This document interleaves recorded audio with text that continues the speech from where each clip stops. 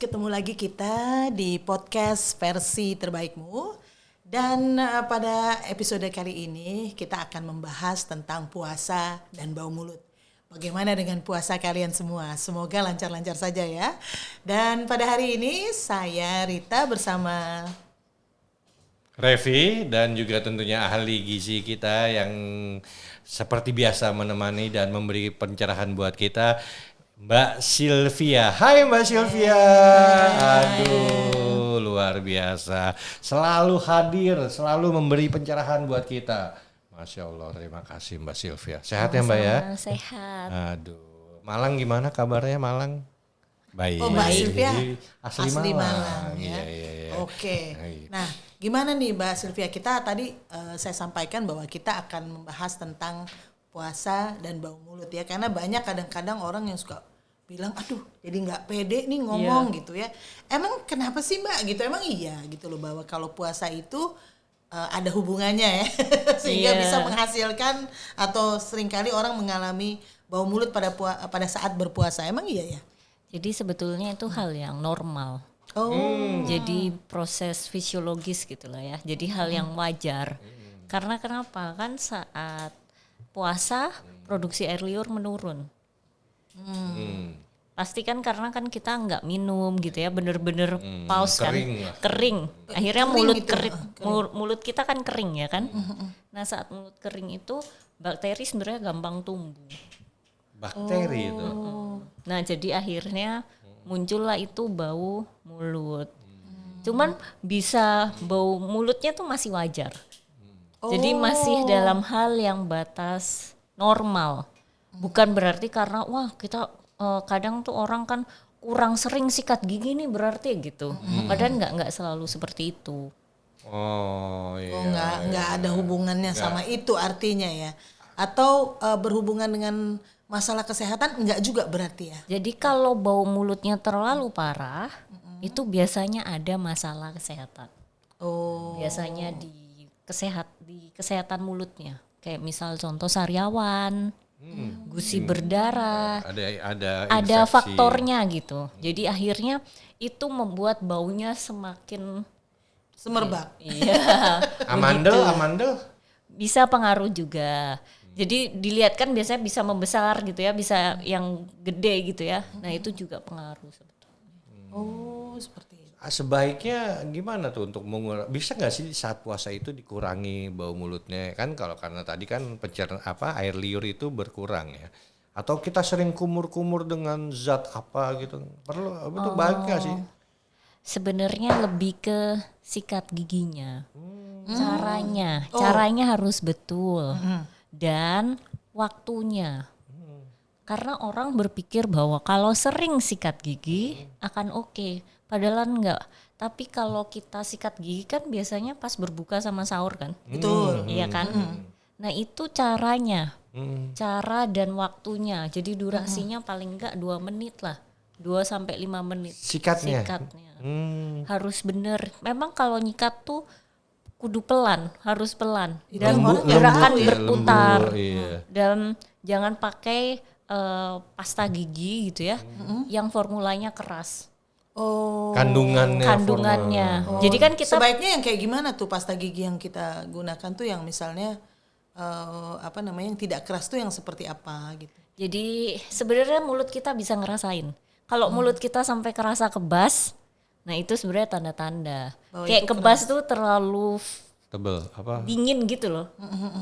Kan kadang kerasa ya kalau kita sikat terus dengan beberapa merek gitu ya, pasti itu kan kayak kerasa kok jadi aneh ya. Kok kebal gitu loh. Iya, terasa seperti terasa itu. ya kan? Betul, pernah ngerasain Nah, kayak gitu. itu sebenarnya adalah salah satu reaksi yang Dari nunjukin si ininya. iya, jadi itu Bahwa berarti itu terlalu keras gitu buat ya. kita gitu. Kadang-kadang kita kan nggak sadar lah, pokoknya apa aja lah, yang Iya. penting odol, ya kan, gitu. Dan ya kalau bisa cari dari bahan-bahan yang alami. Banyak kok sekarang. Contohnya kayak gimana sih yang ada Kayak mengandung apa aja misalnya? Miswak, siwak itu kan banyak ya. Yang Nah, kayak itu tuh yang kayak gitulah. gitu ya, yang Iya, karena- jadi sebenarnya itu bisa jadi faktor juga. Karena kalau formulanya atau kandungannya gitu ya terlalu keras, mulutnya jadi kering juga. Nah itu akhirnya bau mulut lagi mulut kalau lagi sudah kering. sebetulnya. Oh, terus ada hubungannya nggak dengan sahur kita, misalnya apa yang kita makan, gitu ya, untuk nanti terkait dengan bau mulut ini, apa ada yang bisa Kita makan ikan jadi bau ikan mulut kita. Gitu maksudnya. kalau makan pete gitu ya. Itu gimana? Sebaiknya sahurnya yang seperti apa untuk supaya mengurangi lah paling nggak? Betul tadi sebetulnya. Yang bau-bau menyengat dikurangin. Oh, Itu pasti ya. Terus yang lengket manis oh itu juga ya. Lengket. itu ya. Lengket manis. Manis ya. Itu membuat gigi. Kalau smoker? Nah, Oke. pertanyaan bagus. Gimana gitu ya? Apakah jadi faktor gitu ya? Sampai sekarang sebetulnya itu masih banyak yang perlu diteliti gitu ya. Tapi bisa jadi faktor untuk bau mulutnya lebih meningkat gitu ya. Maksudnya dibandingkan yang lain gitu. Bau mulutnya bau rokok, mulutnya bau rokok. Daripada rokoknya bau mulut. Jadi turut ini ya, turut membantu. berkontribusi lah. Berkontribusi dong berarti ya. Oke. Kalau pencernaan bagaimana tuh terkait dengan bau mulut ini, Mbak Sylvia? Apakah juga ada pengaruhnya ya, terpengaruh nggak? Ya, jadi beberapa case memang ada yang pengaruh. Jadi bisa menjadi Jadi bau mulut beberapa gitu ya? penyakit tuh memang ada yang bisa bau mulut. Tapi memang itu harus konsultasi gitu. Harus konsultasi lebih lanjut. Oh, I see. Jadi wajar ya kalau puasa itu agak bau mulutnya lebih meningkat dibandingkan tidak puasa karena cairan apa tadi Mbak Sylvia?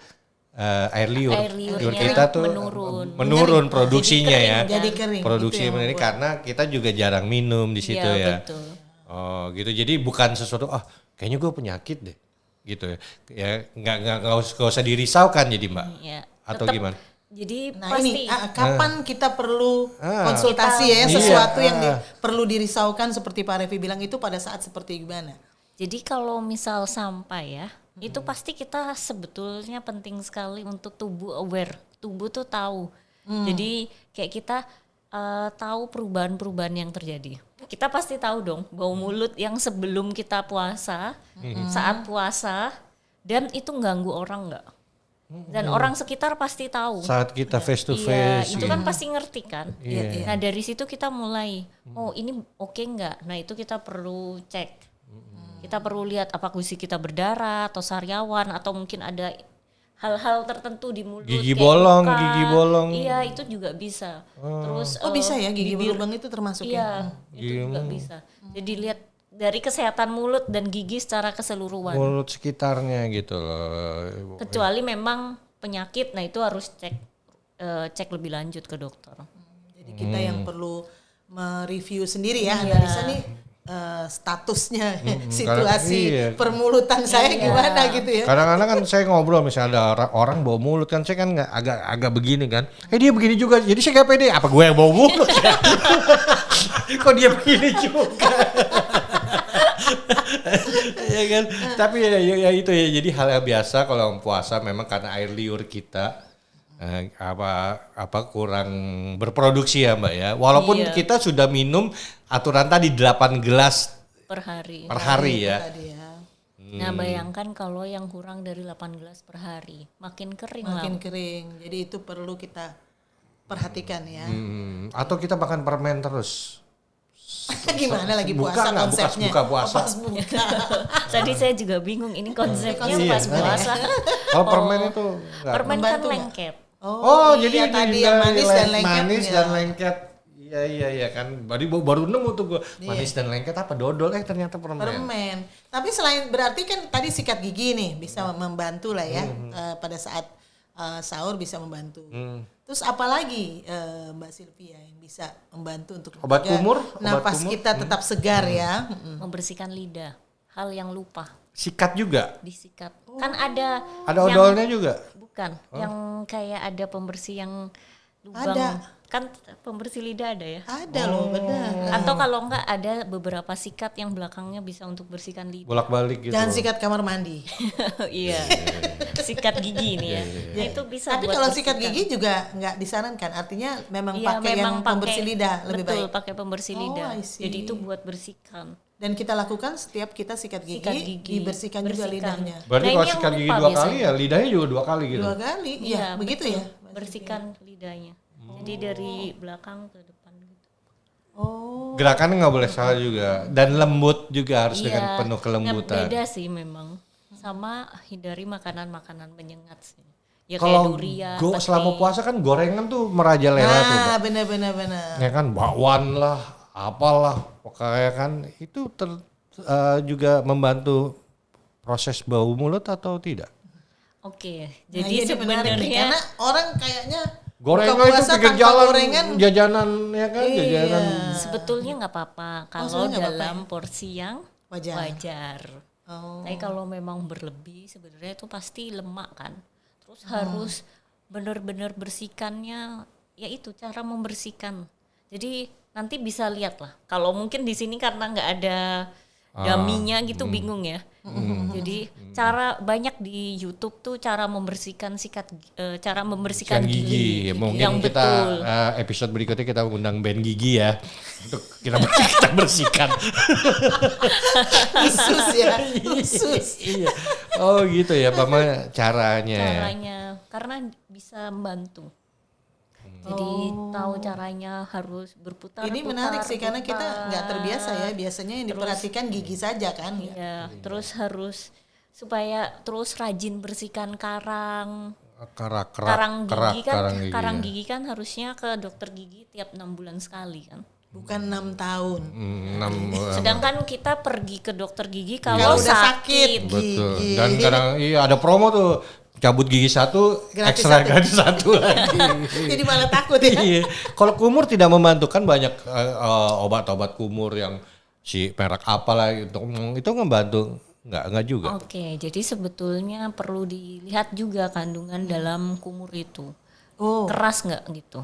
Kandungannya keras atau enggak? Ya itu yang kadang biasanya bikin kebas itu loh. Kadang kan kadang ada yang bikin sampai Antiseptik seger banget tau ya kan merasa ya. sesaat seger Iya sesaat. yang sampai segar sesaat. kadang tuh kayak beda lah. Pasti bisa merasakan perbedaannya kita. Nah itu perlu kita jaga juga karena kan terlalu keras tuh juga bahaya. Jadi bau mulut itu karena air liur yang berkurang saat puasa Menjadi gitu kering. ya, kering. Kalau dari pencernaan enggak ya? Pencernaan bisa. Bisa juga. Bisa, ya, pencernaan karena nggak lancar, nggak lancar. terus pokoknya nggak selama sehat puasa, itu juga selama bisa puasa pengaruh. kembali pola keseimbangan, pola istirahat, ya kan, terus pola apalagi tadi Mbak, istirahat, makan, cairan, ya. pola stres. Puasa lo kadang-kadang ya kan bikin stres juga gitu, apalagi kalau THR-nya nggak turun-turun. Nah, kalau sebagai ahli gizi apa pesan utama dari Ya. Mbak Sylvia Kesimpulannya ya nih, untuk gitu loh. mengenai puasa dan kesehatan mulut ini? Oke, kalau saya ya, karena kan saya bukan dokter gigi gitu ya, jadi saya pasti dokter gigi akan lebih tahu lah kompetensinya gitu ya. Kalau saya lebih bahas makanannya itu dijaga, Dari pola pola makan. makannya, karena kan makan yang manis, lengket, Kalau panas-panas itu menyengat. membantu bau mulut. enggak, itu lebih ke nanti giginya jadi lebih sensitif. Oh, iya. Jadi itu yang paling Iya, jadi perlu diperhatikan ya, dilihat pola lah. Oke, Terus ya pasti kalau ini menyikat gigi lah, menyikat giginya harus betul. betul-betul ya. Oke, baik, terima kasih Mbak Sylvia. Dengan demikian berakhir sudah untuk episode podcast versi terbaikmu kali ini ya. Mudah-mudahan informasinya bermanfaat. Semua teman-teman nafasnya segar di saat kita berpuasa ini ya.